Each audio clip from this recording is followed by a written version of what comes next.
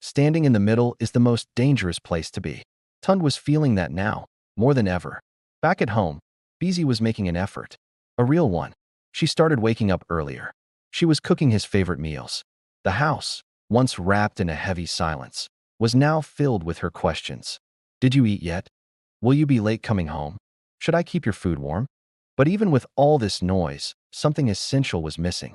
Tunde would answer her, always politely, always briefly.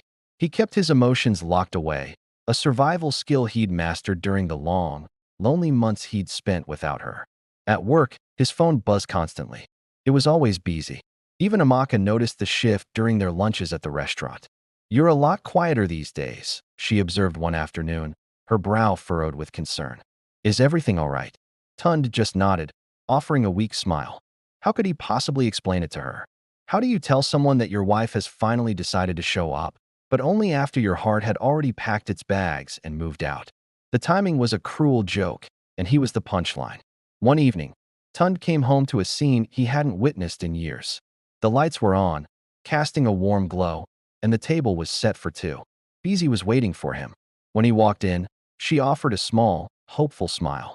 You're late, she said softly, her voice gentle.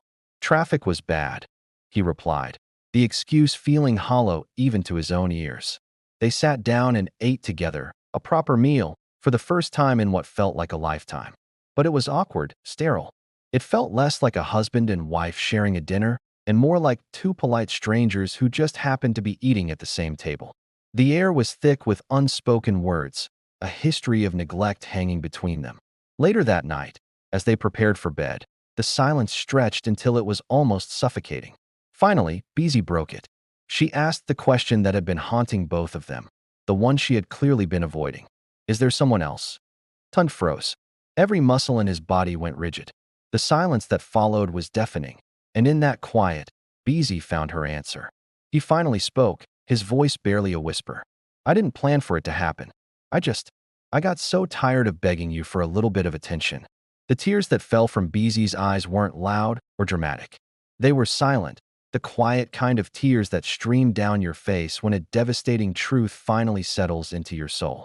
It was the crying of realization, of knowing you've lost something you never truly valued until it was gone. The next morning, Tunde was with Amaka when his phone rang. Bisi's name flashed on the screen. Again, Amaka saw it and quickly looked away, a shadow crossing her features. For the very first time, love felt complicated and messy to her. The comfortable space they had built was starting to feel crowded.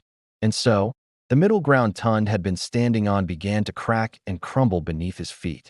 Two women were now paying full attention to him. One was fighting desperately to win back the man she had taken for granted, while the other was quietly, gracefully, starting to let him go.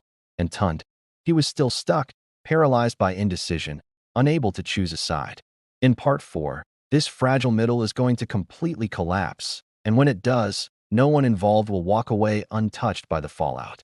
Thanks for watching, and don't forget to subscribe to see what happens next.